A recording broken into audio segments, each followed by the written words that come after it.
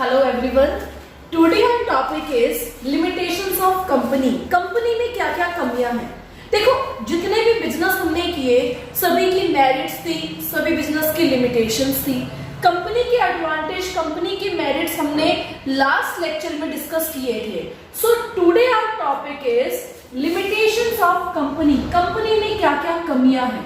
सबसे पहली लिमिटेशन है डिफिकल्टी इन फॉर्मेशन। कंपनी को बनाना बहुत डिफिकल्ट है।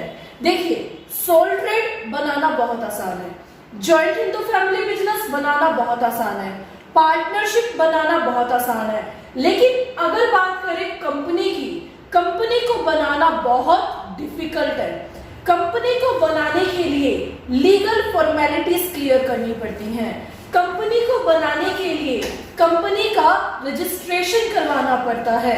कंपनी को बनाने के लिए काफी सारे डॉक्यूमेंट्स को रजिस्ट्रार के पास सबमिट कराना होता है। So it can say company को बनाना बहुत ही डिफिकल्ट है।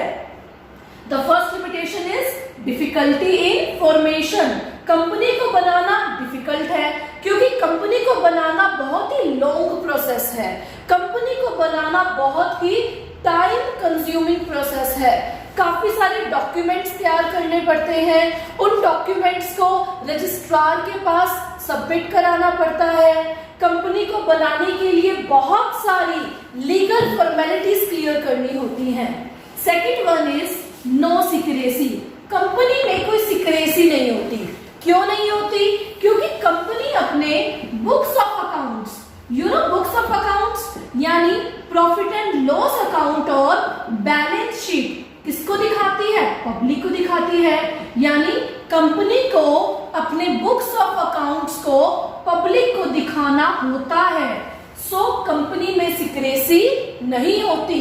सोल ट्रेड में सीक्रेसी होती है, जॉइंट फैमिली में सीक्रेसी होती है, पार्टनरशिप में सीक्रेसी होती है। बट कंपनी अपने बुक्स ऑफ अकाउंट्स को पब्लिक को, गवर्नमेंट को दिखाती है।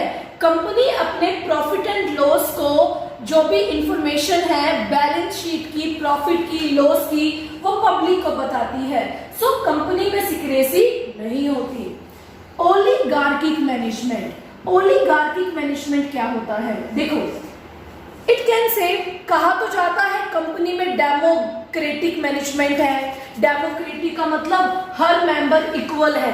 जैसे इंडिया डेमोक्रेटिक कंट्री है, वैसे कंपनी के बारे में कहा जाता है कंपनी डेमोक्रेटिक मैनेजमेंट है। यानी कंपनी में डेमोक्रेटिक वे से काम होता है। हर मेंबर इक्वल है, चाहे किसी का शेयर कम है, चाहे किसी का शेयर ज्यादा है। But it is an eyewash, ये आंखों का धोखा है। Company have no democratic management, company have oligarchic management. Oligarchic management means जिसके पास ज्यादा शेयर है कंपनी का, उसके राइट्स भी क्या है? ज्यादा।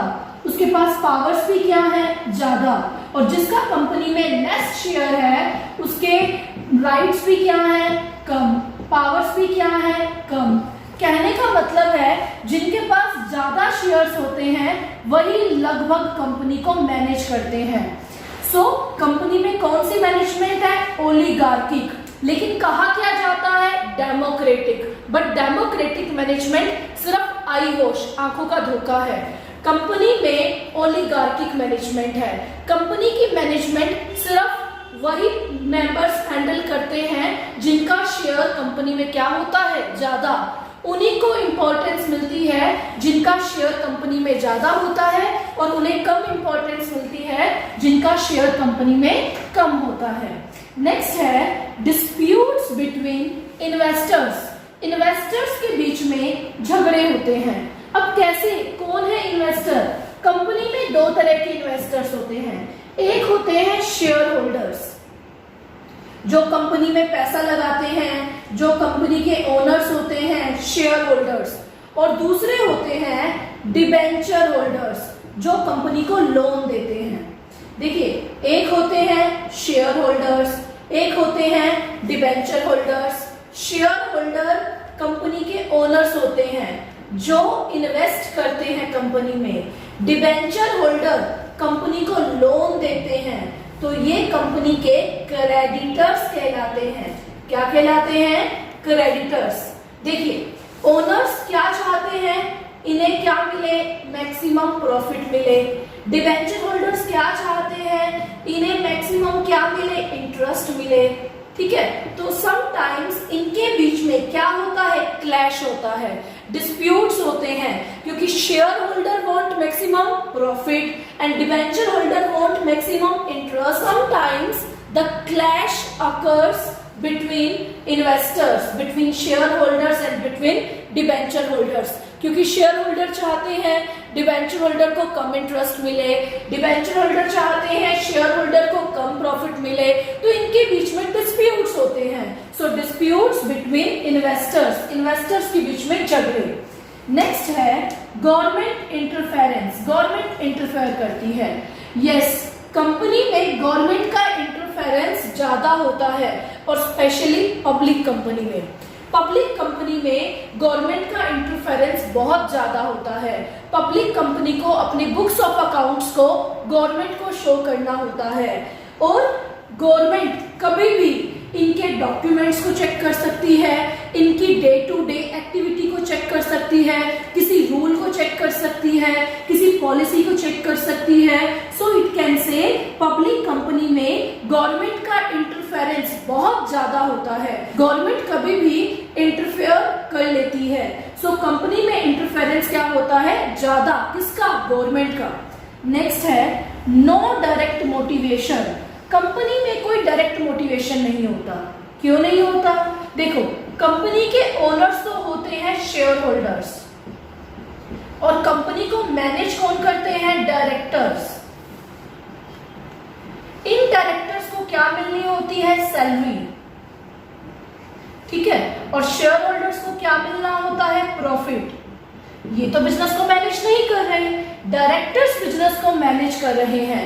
तो डायरेक्टर्स उतना ही करते हैं जितना उन्हें सही लगता है।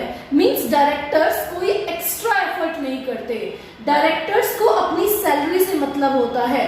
उनकी सैलरी क्या होती है? फिक्स। अगर वो ज्यादा काम करेंगे तब भी वही सैलरी मिलेगी, कम काम करेंगे तब भी वही सैलरी मिलेगी।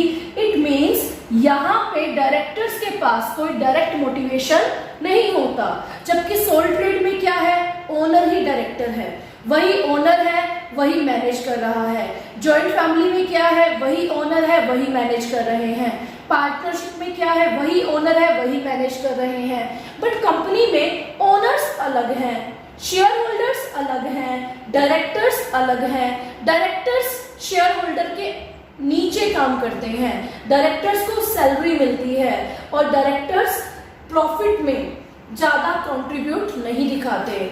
सो यहाँ पे कोई डायरेक्ट मोटिवेशन नहीं है। नेक्स्ट है we can say delay in decision. अब कंपनी का बहुत बड़ा साइज है, कंपनी में बहुत सारे मैनेजर्स हैं, कंपनी में बहुत सारे लेवल हैं, अलग अलग मैनेजर्स हैं। Top level managers, middle level managers, lower level managers. अब डिसीजन लेना क्या क्विक होगा? नहीं, क्योंकि जब डिसीजंस इतने सारे पर्सन्स लेते हैं तो डिसीजंस के डिले होने के चांसेस क्या होते हैं? ज्यादा होते हैं। So delay in decision. Company में बहुत टाइम लगता है, क्योंकि decisions are taken by directors, decisions are taken by managers, there are so many levels, there are so many persons, so there is possibility of delay in decision. तो decision delay की possibility होती है। So these are the limitations of company, कि company को बनाना बहुत ही difficult है। Company में कोई सीक्रेसी नहीं होती, कंपनी में ओलिगार्किक मैनेजमेंट होती है, यानी जिसके पास ज्यादा शेयर है उसको ज्यादा इंपॉर्टेंस मिलती है, जिसके पास कम शेयर है उसे कम इंपॉर्टेंस मिलती है। और कंपनी में डिस्प्यूट्स ज्यादा होते हैं, क्योंकि कंपनी में शेयर होल्डर्स होते हैं, डिबेंचर होल्डर्स होते हैं। शेयर होल्डर चाहते हैं उन्हें मैक्सिमम प्रॉफिट मिले, डिबेंचर होल्डर चाहते हैं उन्हें मैक्सिमम इंटरेस्ट मिले। सो डिस्प्यूट्स के चांसेस ज्यादा होते हैं। कंपनी में गवर्नमेंट का इंटरफेरेंस ज्यादा होता है और कंपनी में कोई डायरेक्ट मोटिवेशन नहीं है, क्योंकि अगर शेयर होल्डर्स खुद हैंडल करते तो उन्हें होता कि उन्हीं की पॉकेट में जाएगा। अब डायरेक्टर्स इतनी ज्यादा मेहनत नहीं करते क्योंकि उन्हें पता है जो भी वो मेहनत करेंगे शेयर होल्डर्स की पॉकेट में जाएगी। सो उनकी पॉकेट में सिर्फ क्या आएगी, सैलरी, और सैलरी भी क्या है, फिक्स। और लास्ट वन है डिले इन डिसीजन। कंपनी में डिसीजन डिले होता है क्योंकि कंपनी में बहुत सारे मेंबर्स हैं, एक डिसीजन बहुत सारे मेंबर्स की कंसेंट से लिया जाता है। So delay in decision. Okay, thank you.